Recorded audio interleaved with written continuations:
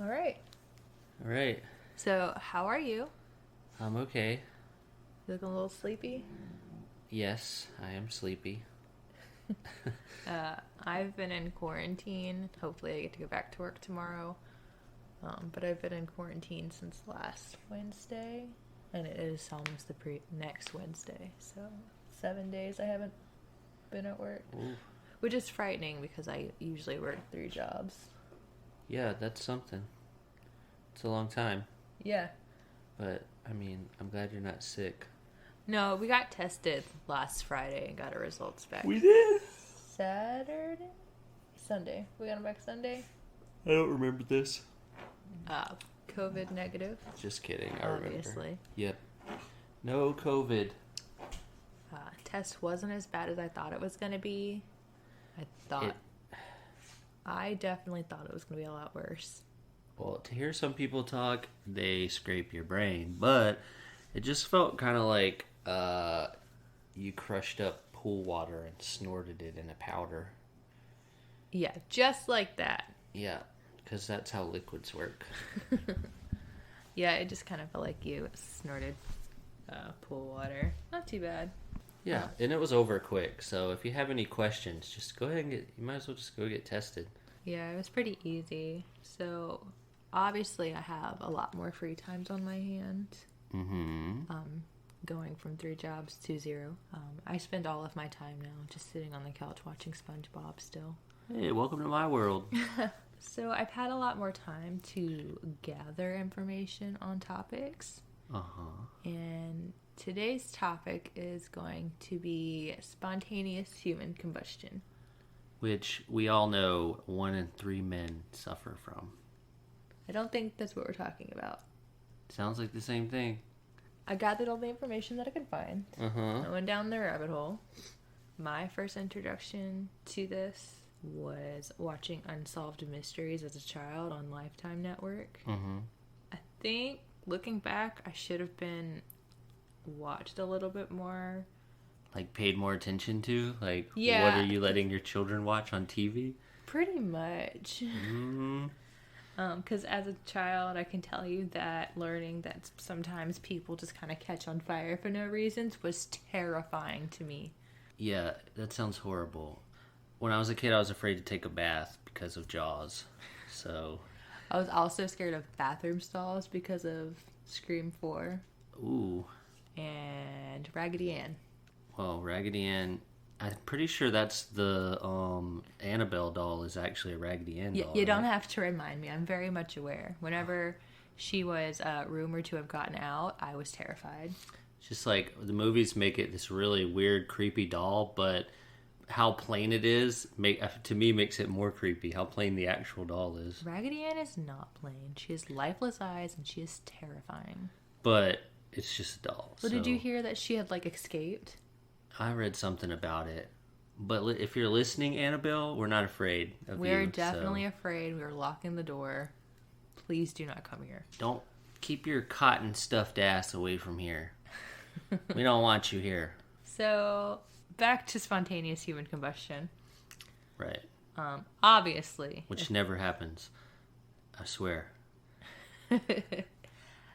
If we want to get super technical about what it is, it's the concept of combustion of a living or recently deceased human body without an apparent external source of ignition. Oh, I was thinking of a different thing. Yeah, I thought so. So do you have any questions thus far? I do not. Okay, well, basically, they all kind of share these characteristics, in all of these cases. The fire starts within the body. The only thing that's left is an arm or a foot. Okay. And the area around the body is generally undamaged. Obviously there's soot and stuff because fire. Mm-hmm. But there's no structural damage. Also, all the victims are relatively the same as well. They're usually older. The fire still causes little damage to combustible items around them. You mean it causes not as much damage as it should, as you would think, like a burning... Yeah, and we're going to get into that. Okay. It leaves kind of like greasy ashes behind.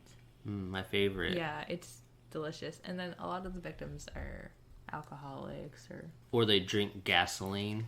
That's a theory. Really? Well, it was like they drink alcohols and alcohol turns into... Oh, I was just making a joke. I didn't. In addition to cases that have been reported, descriptions of this phenomenon have appeared in literature. Charles Dickens' 1853 novel Bleak House, in which a character explodes into fire. Spontaneous human combustion can also be found in works of Mark Twain, Herman Melville, and Washington Irving, and others. Oh. I haven't read any of those books, so I cannot tell you for myself. Charles Dickens, Mark Twain, Herman Melville, and Washington Irving. I can't tell you what they've wrote, but I know all those names. I mean, obviously, Melville wrote Moby Dick, right? Mark Twain, we know him, and Charles Dickens, but I don't know about the other guy. Washington Irving. That sounds familiar, though. I have no idea. I should have taken the time to look it up, but I did not. I mean, like, if it doesn't apply to the topic, right? It's just like, yes, he wrote this book and someone exploded. Pretty much. So before we continue, I wanted to touch on cremation. He wrote Sleepy Hollow. Wow, I'm trash. Yeah. Well, we have to. This is the last episode. We have to submit our Halloween cards now. Sorry. This is the last episode. We thank you for sticking around. I guess we have to be Easter people now. I'm gonna join a church. Anyway, before we continue on with the topic of spontaneous human combustion, I did want to touch on cremation. Okay. Because I feel like it is relevant. Sure. I mean, like, any chance we get to talk about cremation, we might as well take it. Oh, well, absolutely. So, in order for a body to turn into ash, you need a fire temperatures to reach 1400 degrees or above. Like most crematoriums, they'll get up to 1400 degrees to 2000 degrees. It takes about an hour for skin to completely burn off, and that's in a controlled environment. So it takes a lot of heat to burn a body for an extended period of time. When you're in the crematorium, it usually takes about 1 to 3 hours for a body to finish burning, and even then, there's still going to be bones. Billy Bones. No relation. My question is, okay, this is my question about cremation. When they're in the crematorium, how long does it take for them to stop screaming? Ideally, you don't put somebody in there alive. Oh, okay. Sorry. There's a lot of confusion there. Usually they go into the crematorium when they're dead. Okay. You heard it here first.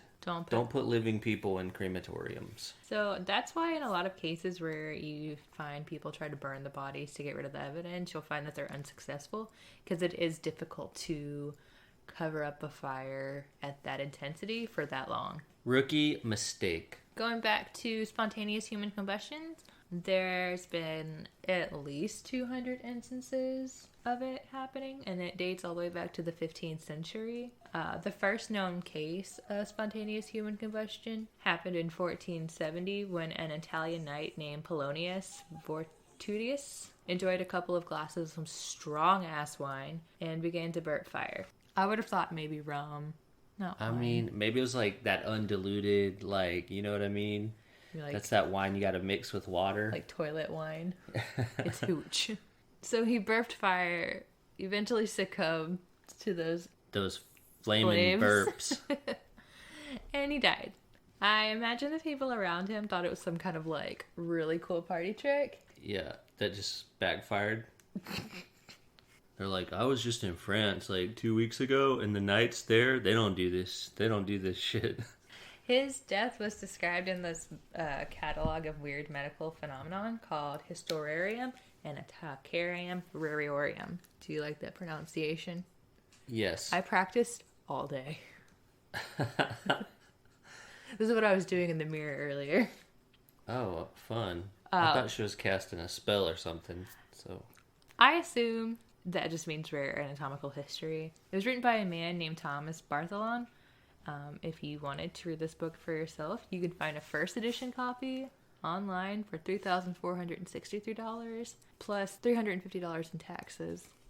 Jesus Christ. Shipping is $40, so I would look for a coupon code. # not sponsored. Woo! $4,000? It is used, however, it was published in 1641, so you're going to have a hard time finding one that isn't used. Or you could spring for a new one, and that one's only going to set you back $40. However, they are both written in Latin, and Wait, so you can get a new one that's like a reprint yeah, for for $40. $40, or you can use the get the old one for like 4,000 because it's like a artifact basically, right? Yeah, casually 400 years Just old. real casually 400 years old. It looks cool. If I had that kind of money, I probably would buy it. So that's our first instant of spontaneous human combustion. So that was the first one recorded ever, right? Right. Moving forward in history, other supposed cases of spontaneous human combustion include the Countess Cornelia de Bandy. She supposedly burned to death in 1700s. One of her maids came to check on the Countess whenever she hadn't woken up during her usual time, and they found the Countess's body. She had been reduced to ash. Only thing that was left were 3 blackened fingers, 2 stocking legs from like the knee down. Mm-hmm. So I assume she was wearing some kind of like socks. Okay. Fireproof socks. Apparently. And then like parts of her skull. What? The ashes left a greasy and stinky residue when picked up. And yeah, delicious. Yeah. Blackened. Greasy and stinky. Like French fries from McDonald's. Oh dear. The air was full of soot, yet the bed showed that the covers had been gently like pushed to the side. That just kind of indicates that like she wasn't dragged out of bed, like she got out of bed gracefully.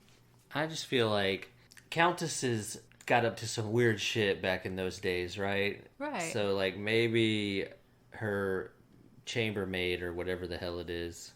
Well, she was supposedly left alone. They found her in the morning like this. Or maybe one of her people set her on fire. I don't know. Sometimes you just gotta set people on fire in the 1700s, you know? Either way, her bed wasn't burned. So she wasn't in bed whenever she caught on fire. I think that's what we're trying to get at. Gotcha. 2 candles in the room had melted, but the wicks were undamaged, meaning they hadn't caught fire. And that's something we'll see again later. So other honorable mentions of spontaneous human combustion. I didn't dive too much into these just because there wasn't enough information, or we would have been here all day if I went through all 200 cases of spontaneous human combustion. How many times can I say spontaneous human combustion in this episode? Well, we're gonna find out. I'm gonna count it when I'm editing, and I'll let you know next time. Then we can put it in our Facebook group, and I will send you something in the mail. I don't know what yet. Facebook group that you can post your guesses on literally any social media platform that we have, and whoever's closest will like give you something cool. Yeah, I'll send you something in the mail.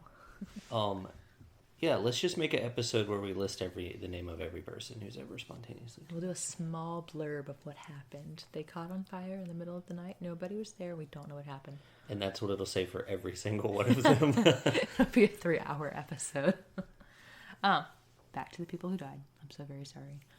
Those cases include Nicole Millet in 1725, Jeanette Kazmierazek in France in the 1970s, and Robert Francis Bailey in 1967.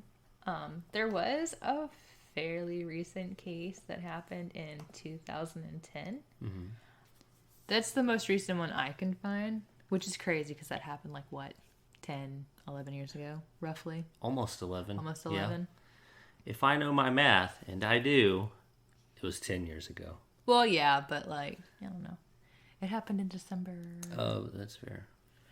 It was quite a big deal when the coroner actually ruled this case as spontaneous human combustion.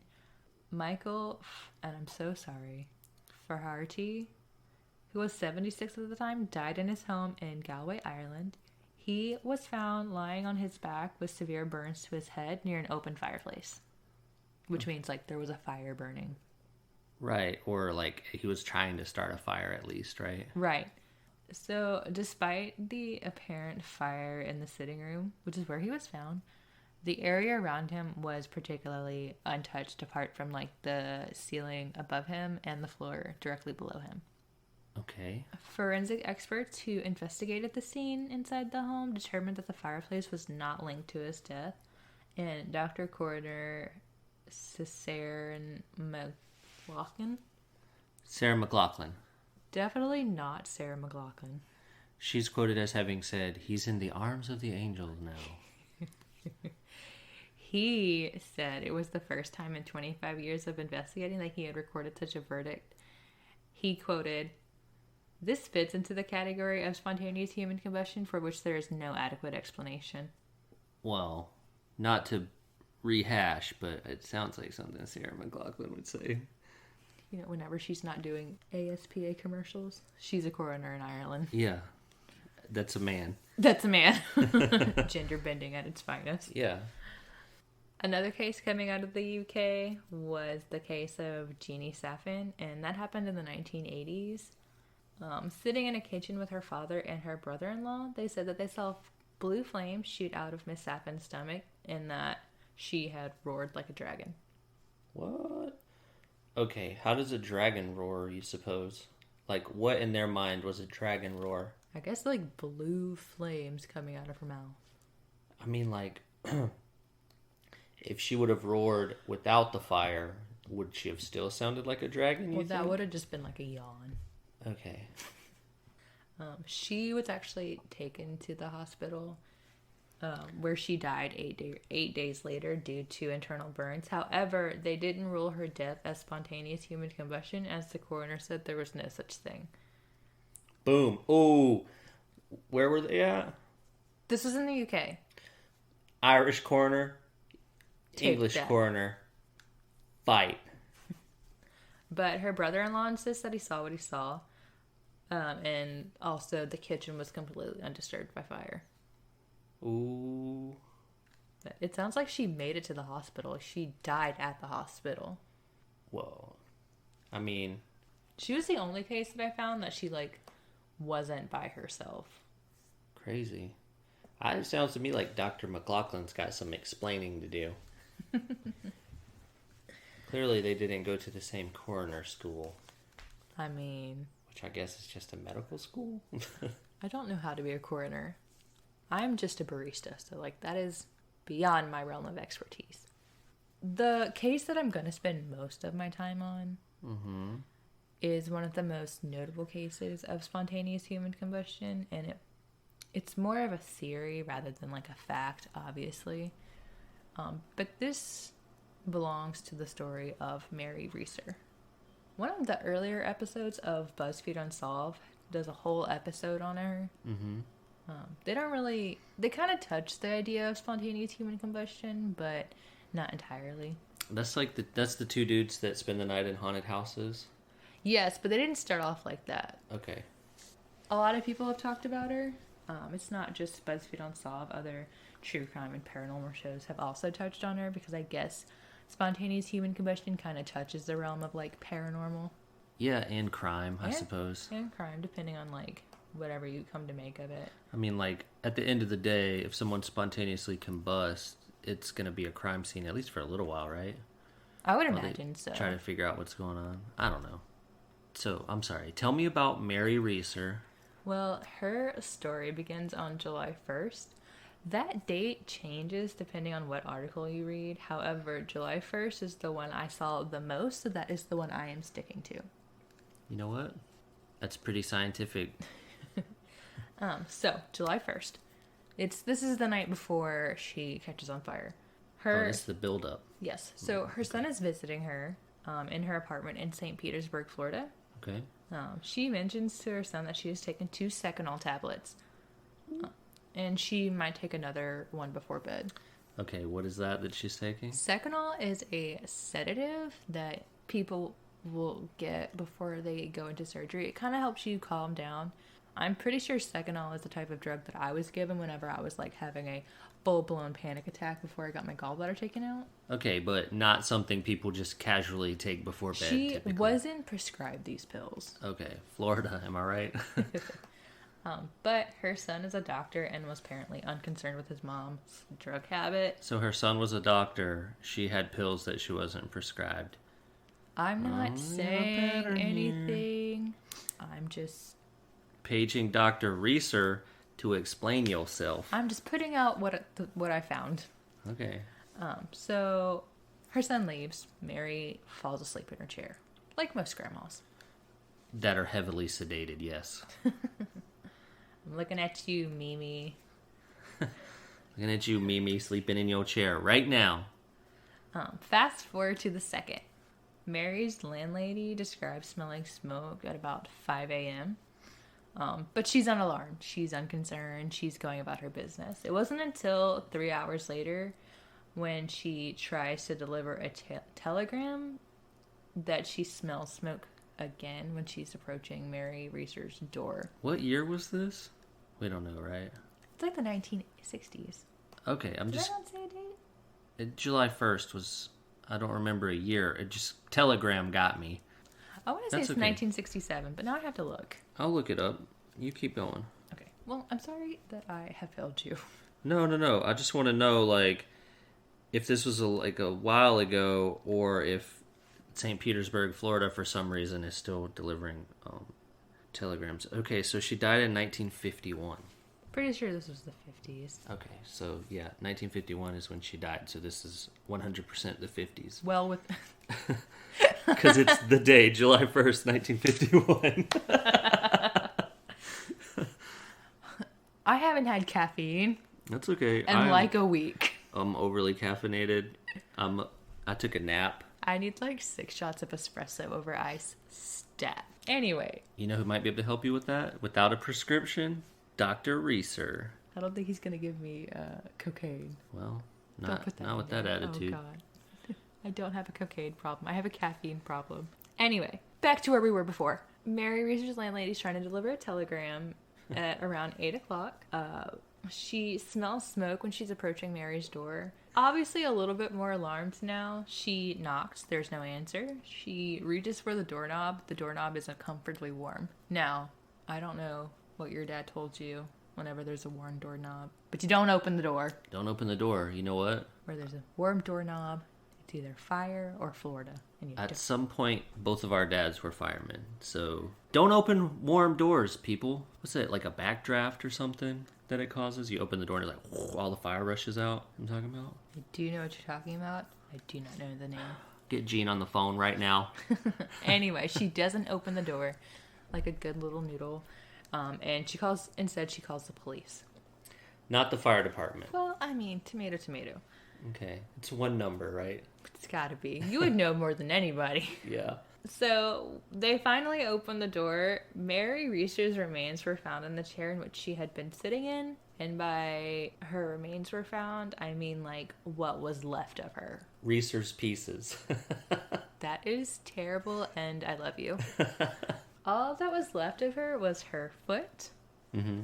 It was still wearing a slipper. Some of her backbones and part of her skull. Which part? Well, apparently all of it. It Oh. had reportedly shrunk to the size of a teacup, which is weird because that typically doesn't happen with fire. Usually your skull cap will come up and eventually it'll just kind of explode. Wow. I'm very attracted to you right now.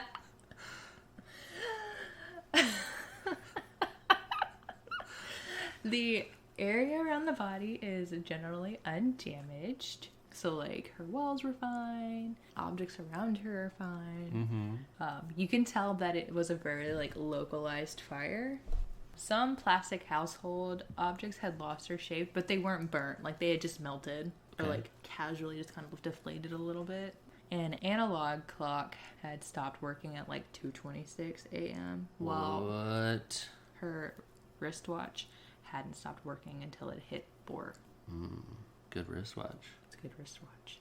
I would imagine that was made out of some kind of metal. You might be right. Not like a little jelly What? watch. So, it's like a swatch. It was a jelly watch, like right in the 90s. Everyone had one. I had a question and my brain farted.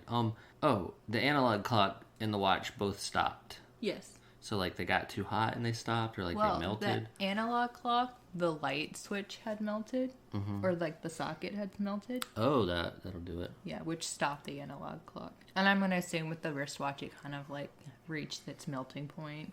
Right, but I've never once seen an analog clock that plugged in. Right, like what kind of weird 1950s shit is this? I'm just going by what the website was on said. Okay. That's all I got.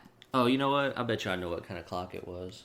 You just kind of like pictured in your head. I just pictured it. Yeah. Yeah. So the walls were unscorched. Sorry, that wasn't super important, but you know, my brain It's just absolutely important. my brain latched on. The ceiling obviously had soot on it, as well as like the upper entirety of the walls, but that's kind of to be expected.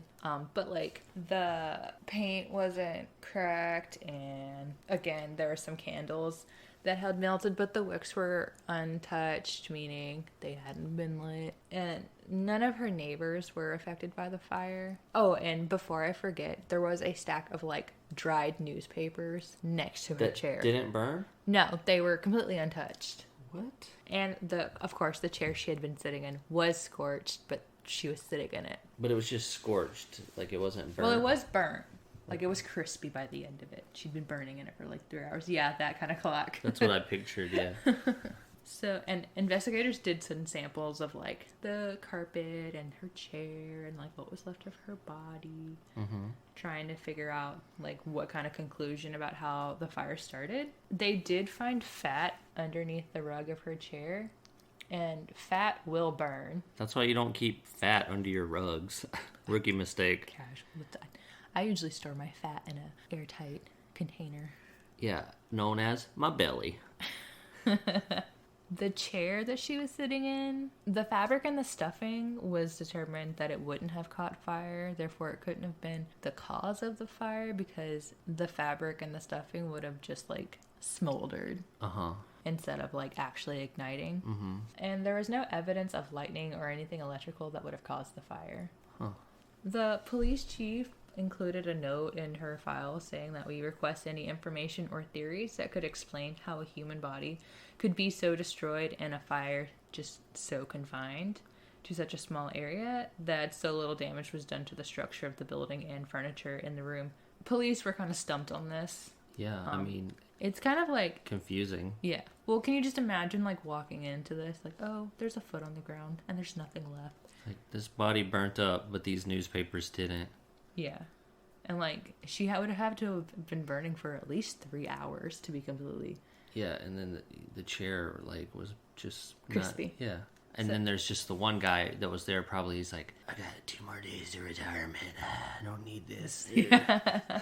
So the police stumped. The FBI comes in a few days later, and they step in to debunk any kind of, like, theory of spontaneous human combustion. Obviously, leave it to the FBI to shit all over our superstitions, am I right? I mean, yes. Mulder, Scully, looking at you guys. So the FBI declared that research probably had been incinerated by something called the Wick effect, which the FBI hypothesized that she had fallen asleep while smoking a cigarette. Oh. And since she had been on a sedative, she did not wake up when her nightgown caught on fire. And her nightgown then burned for 3 hours. Well, so she's on fire. Fat from her body is keeping the fire going, while other inflammable substances in the body were keeping the fire from spreading. So it's kind of like when you're burning a log and it's raining, but then somehow the inside of the log is still burning, kind of. Well, because the inside of the log is still dry. Right. But this would be like kind of like the opposite. So you're getting like the internal stuff is putting out it's keeping the fire from getting bigger while the fire is still going because there's still fat everywhere. Right. And that would explain how the fire was able to go for so long without it causing like a huge mass destruction. And if it was allowed to go on for long enough, it could, in theory, incinerate an entire body. Whoa. The Wick effect is hardcore. It is kind of gnarly, like if you like really think about it, and gross. Because there are flammable parts of the human body. Like, we do create methane gas, which is highly flammable. Yeah. You are smiling a little bit too hard at that. Well, I mean, like, I just thought of people, like, lighting farts on fire.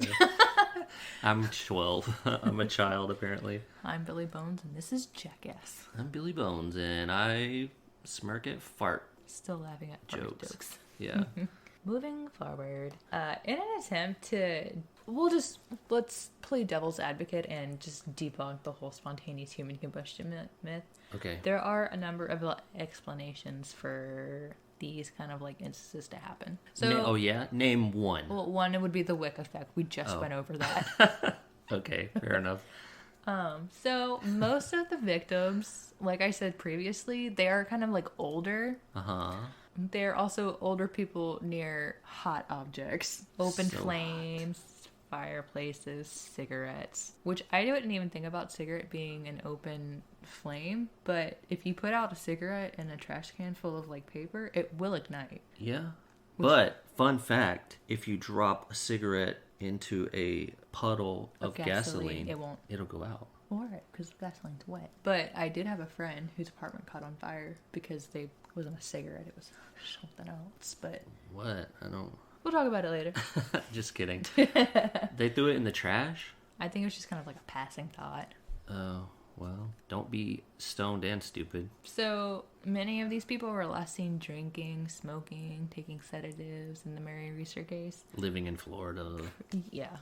And clothing such as a nightgown or just like comfy clothing in general, they're made from flammable materials. Especially in the 1950s. She was probably like head to toe polyester. Exactly. I'm just saying, like, my wedding dress, my old wedding dress, burnt like a just Yeah, I chef's saw. kiss. It was brilliant. It burned so beautifully. So I can hear the satisfaction. just, I remember watching it burn, just how happy I was.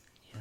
Those kind of clothings can act as a wick, and then like if you're old and drunk and asleep and you don't wake up, and then like I said before, you catch on fire, you don't wake up, you're just continuously burning, and then one thing leads to another, your foot falls off. Next thing you know, you're just a skull and some spinal fragments and a slipper. Other theories include like kind of like more natural events such as ball lightning. Ball lightning? It's not what you think, I It promise. sounds awesome. It typically lasts longer than like the normal flash of lightning that you'll get in thunderstorms. It's kind of like it's like a big ball and you can kind of see it for longer. But they tend to only happen during thunderstorms, which was not the case during the night of Mary Reeser, whenever her fire happened. But someone did claim to say that they did witness a random ball of flames go into her apartment. I'm just saying, like, we both grew up Panhandle adjacent. You can have lightning without a thunderstorm. Well, absolutely. Heat lightning is definitely a thing, but there's not just random balls of flame shooting into people's apartments. Thank God. And I only found one article that said that, and I wasn't going to include it, but here it is. But so wait, it was just a neighbor that was like, I saw everything. There was a ball of fire that just shot into her house. Yeah, pretty much. Okay. Other conspiracists believe that spontaneous human combustion can be the work of aliens. Ooh. Pretty much saying that we're like little ants to them and they just have like a really big magnifying glass. So it's just alien children frying That's humans. literally a thing I found on the internet. Oh, that's good stuff. There's also like another story that had to do with aliens saying that it's like if the aliens try to like take over our bodies and the sun is like in this right position somewhere in the sky, that's what happens. Okay. We'll just catch on fire apparently. Well, I mean, And apparently that's what they believe is happening in most of these cases. okay. I mean, like, you know, depending on how many people aliens have taken over, 200 Apparently, at least 205. can't be that bad. Yeah. Like, in odds wise, I would assume. So, wait. Aliens trying to take over their body, and the sun is in a certain position, and so they burst into flames. Right. So, this happened to her in the middle of the night. So, is the other position like... On the other side opposite of the side world. of the world? Yeah, I didn't ask for clarification. I found that in a Reddit post. One neighbor, I think, I read an article, said it was just a ball of flames that had a mustache and a hat on, and it was in disguise. And they were carrying a lighter. They're like, I'm just a friendly vacuum salesman. Ha! Once she opened the door, gotcha. Gotcha. I'm actually a random ball of flame here to burn you to death. Yeah, so that's pretty much all I've got on the subject. Do you have any questions or comments, concerns? Well, I have a few concerns about Mary Reeser's access to prescription medication, her neighbor seeing balls of fire, but nothing really that's going to add to that's going to add anything to this podcast.